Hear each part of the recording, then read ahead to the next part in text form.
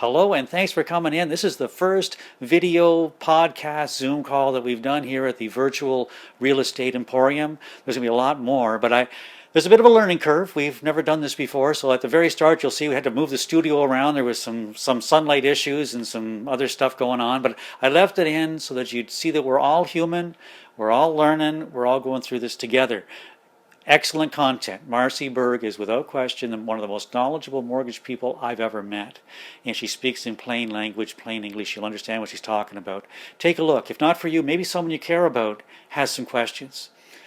Let us know how we can help. Cheers. Today's April the 9th, and there's a chance we're going to be here for more than a couple of days by the look of things, right? Yeah. Absolutely. What? I got a problem. The skylight's going to start. The sky is this time of day. Look at that. The skylight's coming. See this? Yeah. That's the skylight bringing the sun in. I'm going to switch around, okay? Okay. Just hang on a second. You talk. You talk. Yes.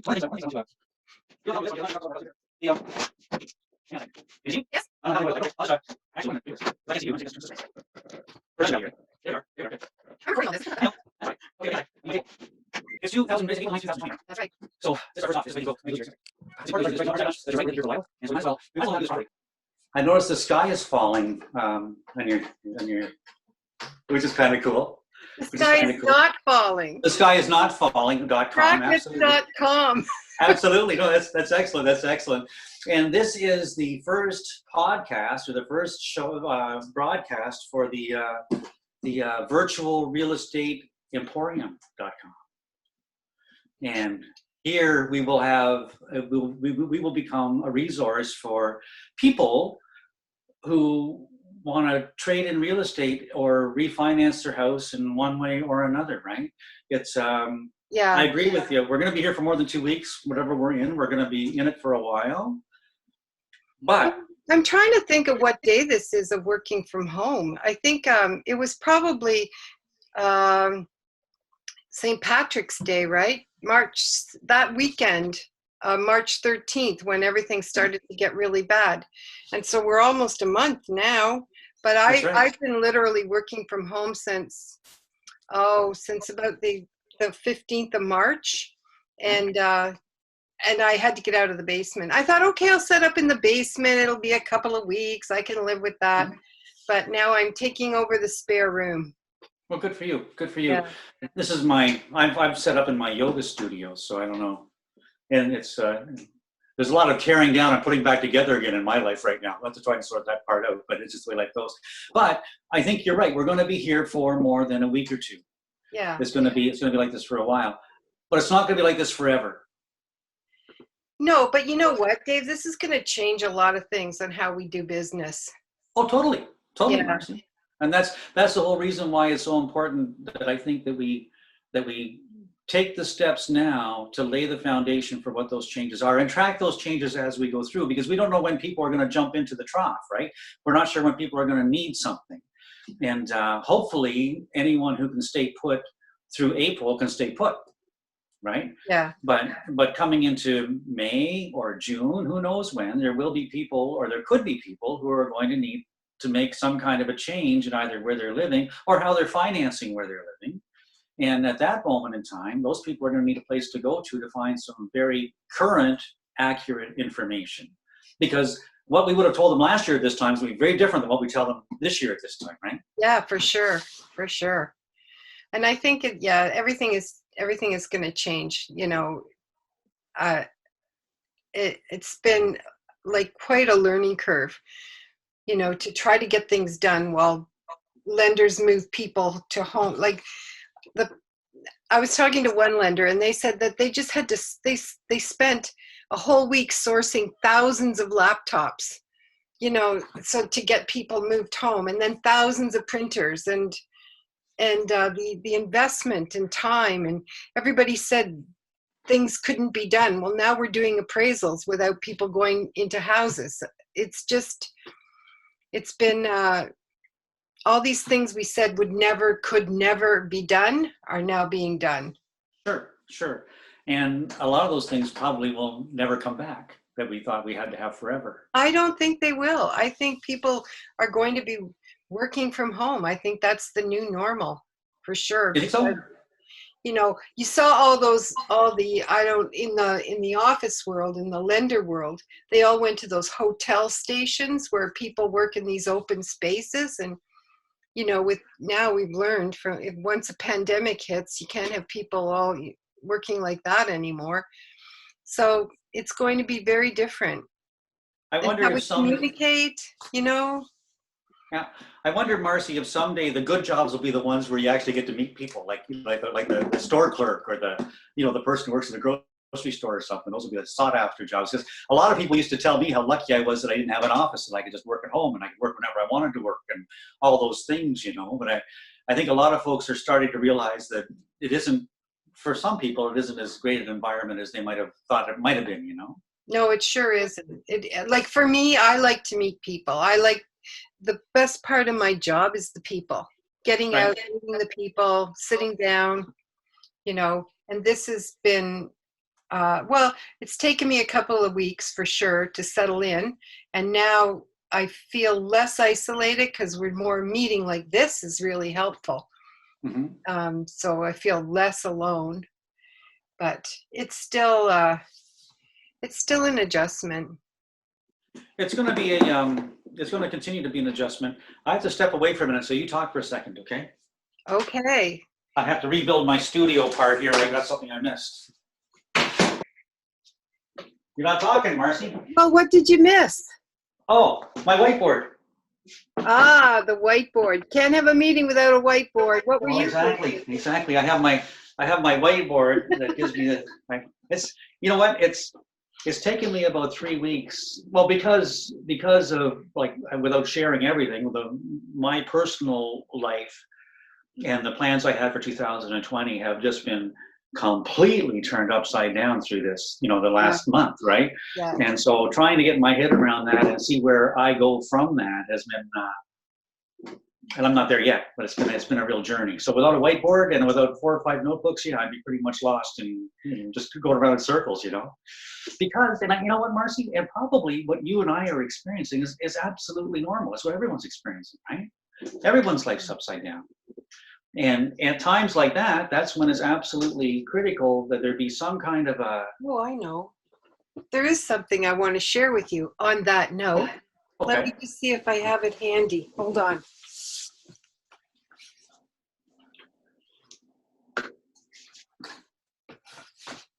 I found it. Hold on. Keep talking. Okay. The I found when it. you might want to take that mirror off of that door. Well, that's where I get dressed at. I got to see. That's my head. Oh, Yeah, but you're right. I'm gonna have to. okay. But speaking of, I just finished reading this book. Reinvention. Oh, cool. Yeah. Cool. So it's Arlene Dickinson's new book, and it was, it's a great read, and it was very fortuitous that the last day you were able to go to Indigo, I walked in and picked this book up. And it's really good. It was very timely. So yeah, talk about turning your life around and having to make new plans. This is a big help. I said, okay, good. So at this moment in time, Marcy, your family's safe, my family's safe. Yeah. That's the most important thing, right? You and I both have jobs that are, I guess you'd say, pretty much capitalism. Like we've always only made money when we worked anyway. Like no one tells us when to work or when not to work.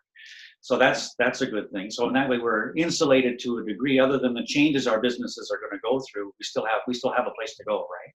Yes. Or work to do. So that's good. That's very good, because a lot of people are waking up today not having a job. Yeah, that's both of my children. Oh, really? Yeah. Gosh. So. Is that a result of the pandemic? Yeah. Really? They're both out of work. That's a shocker. Yeah. Now, it's a shocker. Yeah. Okay. So I do have to keep working. Yeah. Well, okay. Thank Mom. So far, we're lucky. Our 3 kids still have their jobs. Who knows how one's financing has been almost cut in half, so that may be a shorter job than we were expecting, but who knows? Anyway, for folks who find themselves in a position where they have less income or no income, at this moment in time, on April the 9th, there are some programs for those people to access if they choose to try and make the road a little bit easier to walk. Is that right? Yes. Yeah. And the checks, some people already have their money in their bank accounts. And so it's been, we complain about our government and the red tape and everything, but boy, when they need to step up, they can. So the checks are rolling in. Hopefully that'll take some pressure off of people. But there's a lot of things going on out there. So one thing I do want to talk about is the mortgage deferral. Oh, please, yeah. The lenders are offering the mortgage deferral, but it doesn't, and a lot of people are signing up for it that don't really need it, and they shouldn't be taking it if they don't need it. What my concern, and this is just between you and me, I have no reference for this, but when you see that many people signing up for that deferral program, you've got to wonder if lenders aren't starting to ask, well, is everybody like that close to the edge that they can't come up with enough money to make one payment? And so I'm worried that after this is over, our lending criteria is going to change, and we're going to start looking for people to have some kind of fallback positions as a part of the approval system, and that would be too bad.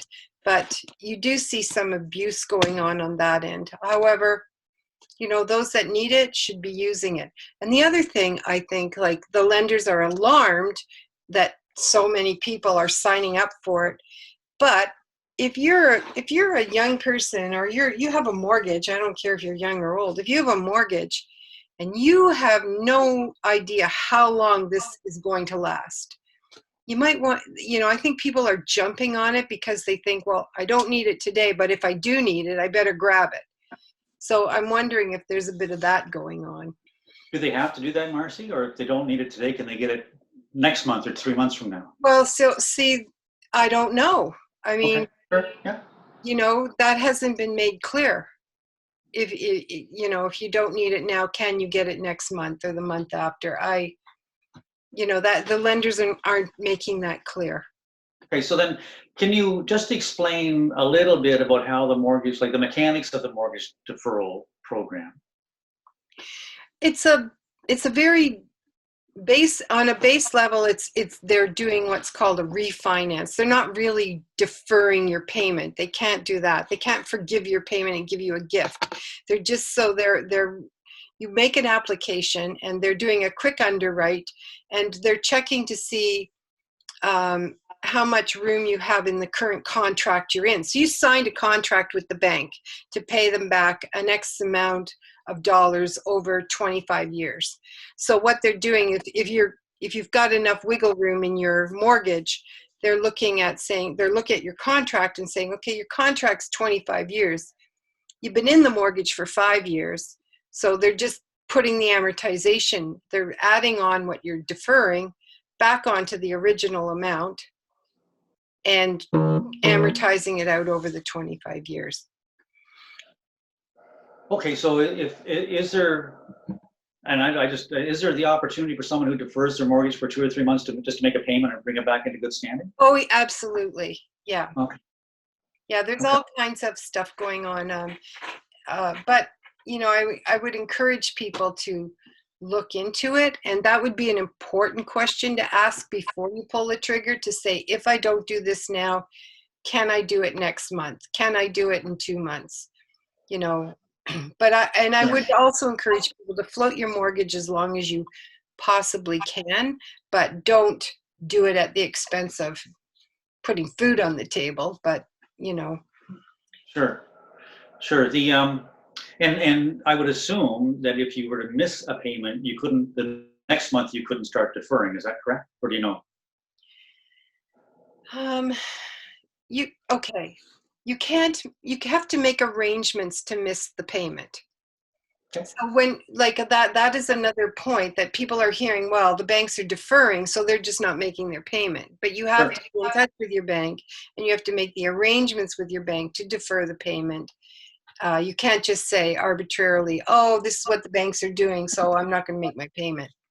You have to have something signed from them, agree that they've agreed uh, to to the new terms of your mortgage, Whatever they are.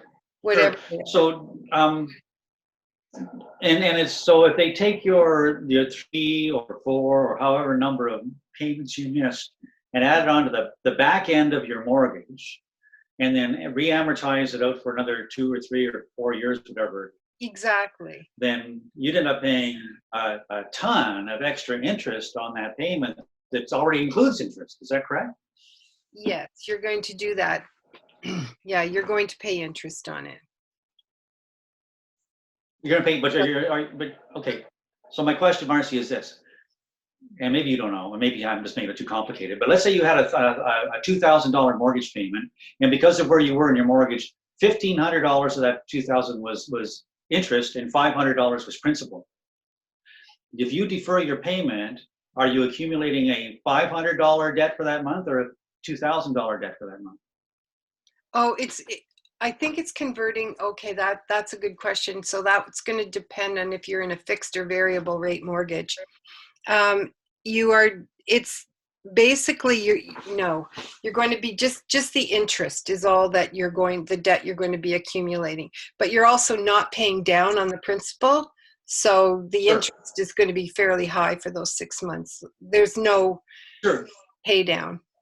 And when So you then when catch they, up, I don't know if they're going to demand that you catch up the principal part of the payment or just the interest. I think it's just the interest, from what I understand at this point. okay, so then what you're really doing then is by deferring the payment, you're adding, you're not paying the bank their interest, and then so they'll add it to the end of your mortgage, and you'll pay Yes, more interest on the interest you didn't pay them. that's right. Wow. When you say it like that, it sounds pretty crazy, doesn't it? Well, the other thing is that they can't go out past your contract, so they can't take it longer than 25 years, right? Oh, sure. Sure. That's why the further you are in your mortgage, the better this is going to be for you. So if you've been in your mortgage for 10 years and you've got 15 years left on the amortization, you're in a better spot than someone who's been in for 5 years.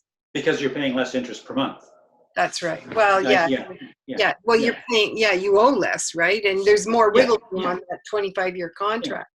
So, yeah. they can take it out. But um, it's not a gift. And the banks, in all fairness to the banks, they have to be liquid.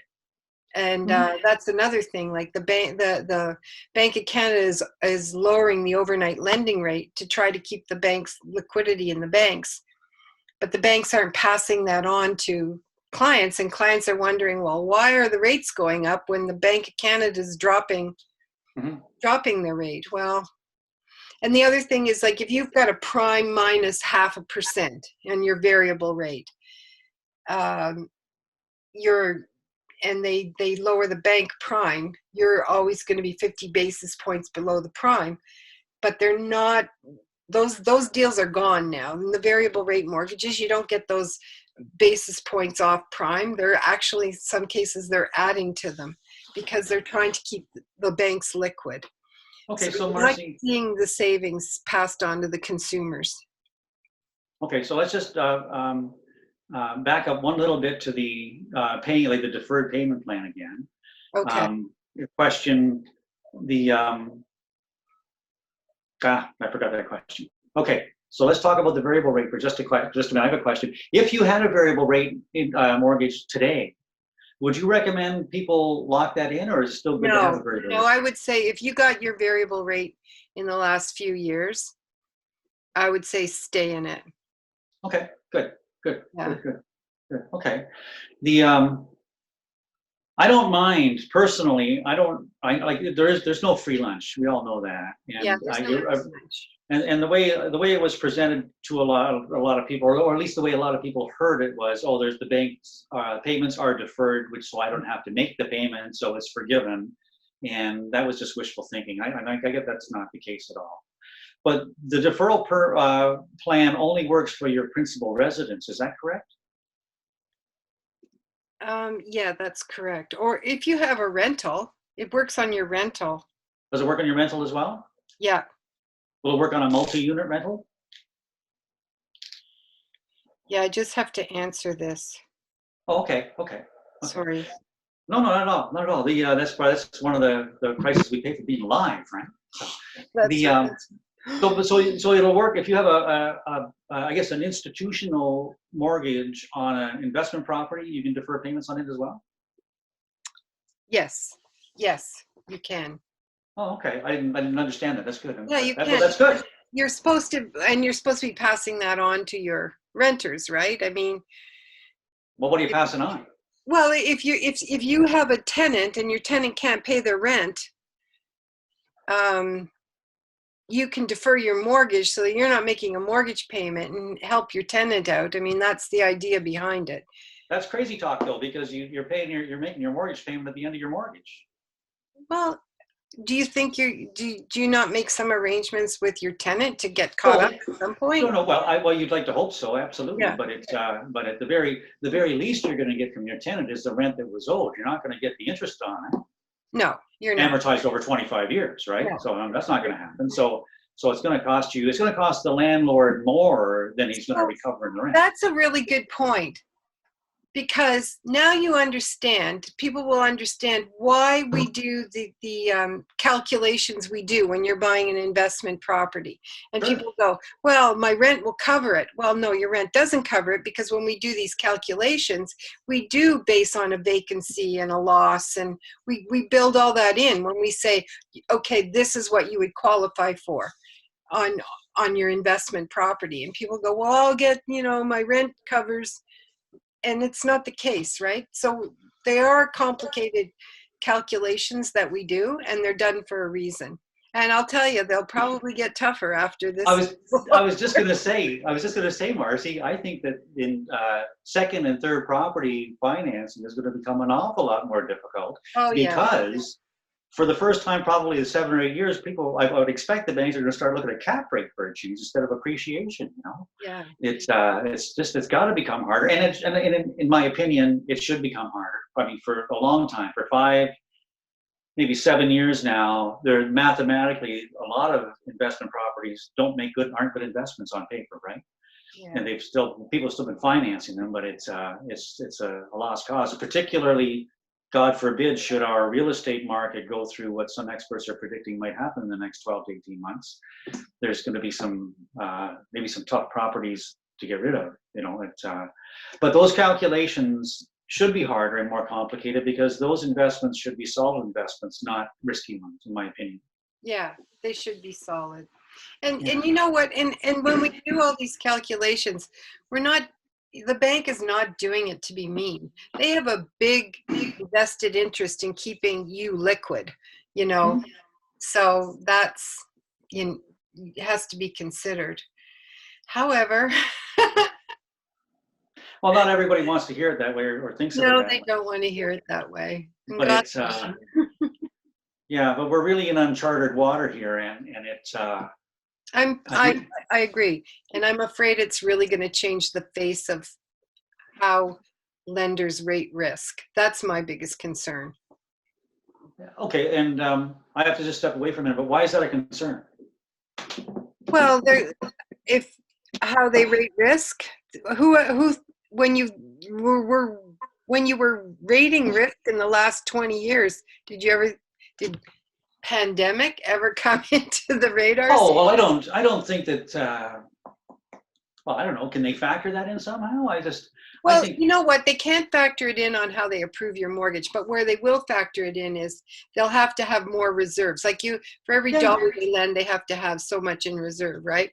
So the Bank of Canada could rewrite the Bank Act and demand that lenders now have higher reserves, which will make them have less to lend, which they can tighten up their lending criteria because they don't have that much money available as they Well, do. see, we've had this conversation before, and I don't think that's a bad idea at all. What it'll mean is that people have to be more financially able to own the property that they're buying. Then maybe if something happens and they can't, like for 3 weeks or 2 weeks they can't work, suddenly they don't have to say, oh, I can't make my mortgage payment. They have to have a little bit more in reserves themselves, right? You know what? I had this argument with someone else yesterday, and they were saying that, and they're in my business, right? They work in they're in my business, and they said that they felt that the stress test wasn't big enough. Like they said, we were stress testing at 5%, we should be stress testing at 10%. And my argument to that was, okay, stress test at 10%, 20%, whatever. It doesn't change the fact that when you lose your job, you lose your job.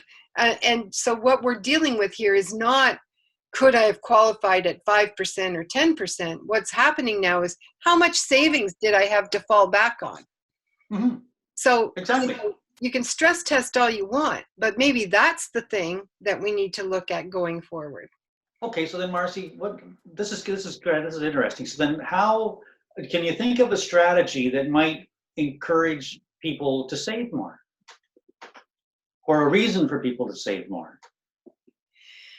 Oh man, if this wasn't a wake-up call. Yeah. Well, one thing for sure, I think that you could there are lenders out there, and I've always promoted them, that let you build a savings into the mortgage. So, if you double up any payments, you can skip them later on. And there's no penalty on those, right? So that's one thing. Maybe as a mortgage agent myself, I'm going to start making people more aware of how to get their mortgage paid off faster. And I'm going to pay more attention to the products that allow you to make those prepayments, but you're not saying goodbye to your money. So like, for example, if you're at a lender and you're making prepayments and you're rapidly paying off your mortgage, and then a pandemic hits and you have to go into this refinance formula, well, why should you have to do that? We should be looking at the types of products where if you've made those prepayments, it's not gone. It's a savings you can access. That's a great idea. That's a great concept. No, I'm going to really start. I'm learning lessons as we go too, Dave. I'm learning a lot.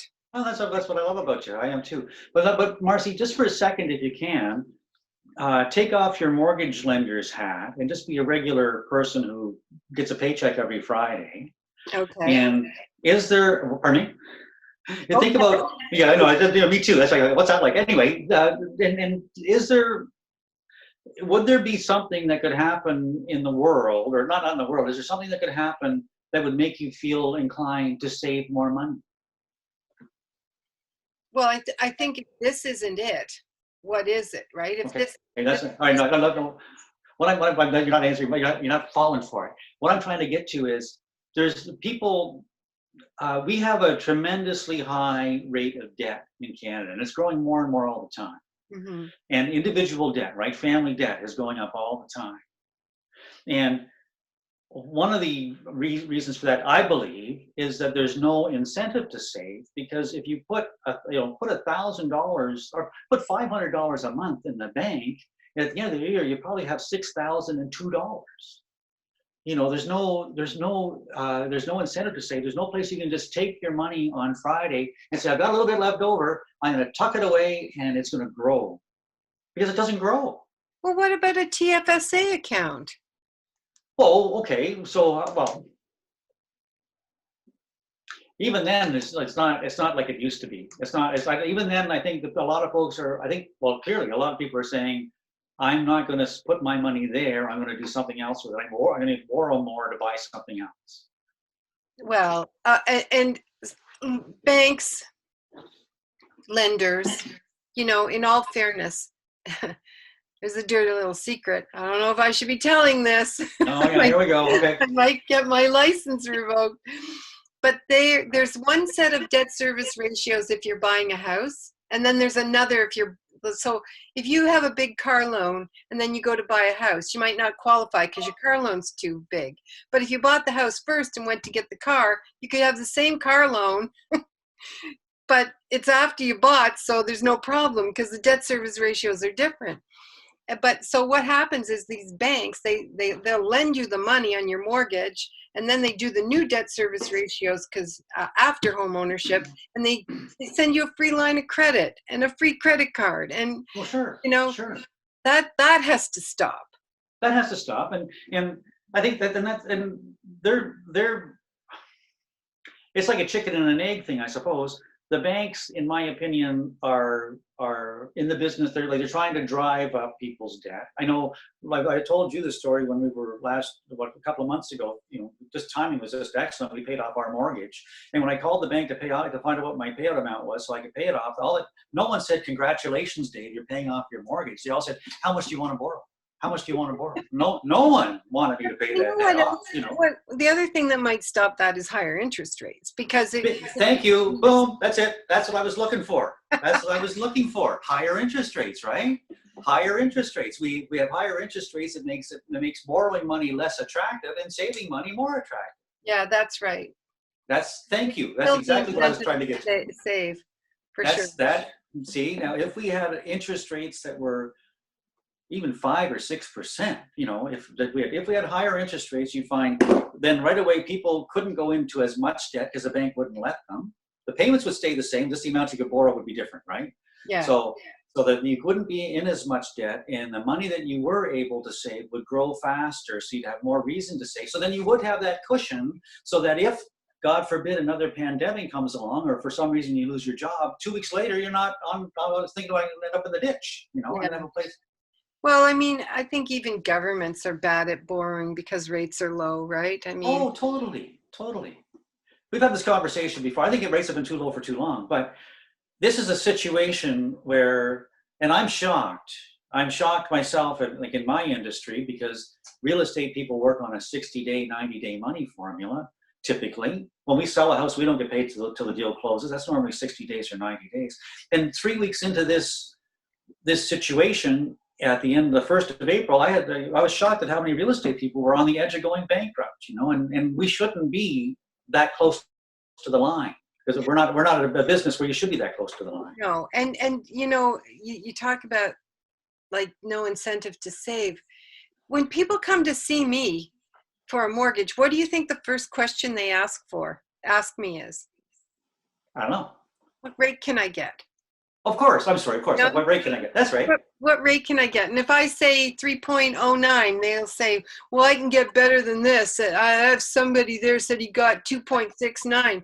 And I'm like, okay, but now I'll be able to say, here's the safety nets in this mortgage. When the next pandemic comes along, you're going to be in a better place.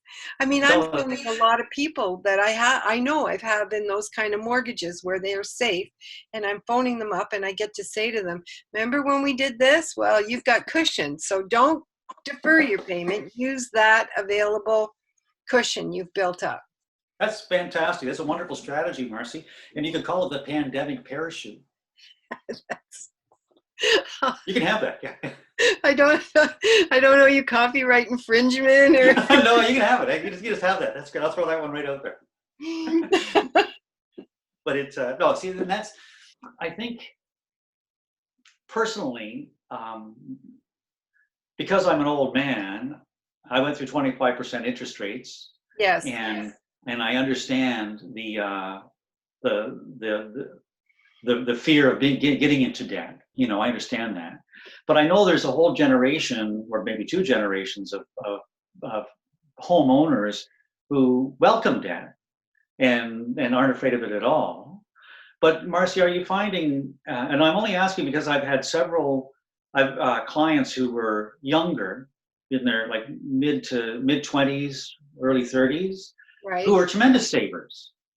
Are you finding that the younger people are saving better, or are they just unique? Yeah, I find the ones that are living at home with their parents are saving a ton of cash. They're not spending. They're, yeah, they're pretty good at saving. I don't even know why. You know, now that you mention it, the younger they are, the more money they have. It seems that way. Yeah, it does. And but you know what? People are making good salaries. Like that, there's a lot of good paying jobs out there too. The economy's been booming. So if you're a young person and you've got one of those, IT jobs or something, and you're living at home, you're able to live at home making $60,000 a year as a starting salary. And if you're not banking half of it, what are you doing? Like, That's right. That's right. I hear you. I hear you. never getting that chance again. Right. And then all those people like in our age group who own those monster homes in and around the GTA, where they had 2 children, and now the children are growing up. They're staying at home longer because they've got those great big houses they have to fill. So we should have that conversation another day about the demographics of who's buying where and what they're Okay. buying. Well, that's one thing that we should really be keeping our eyes on, because as we Yeah. move through this valley that we're in, there's going to be trends starting to emerge, right? Oh We're yeah. going to be able to identify those trends, and it's Yeah. and that's something that I think that people here at the Emporium are going to find very useful. Listen, Dave, I gotta run. I gotta Okay. get ready for a 4:30 appointment. Okay, that's great, Marcy. Listen, well, thanks so much for your time today. Hey, no, And thank you. I called you. okay, cool. That's great. That's excellent. So, I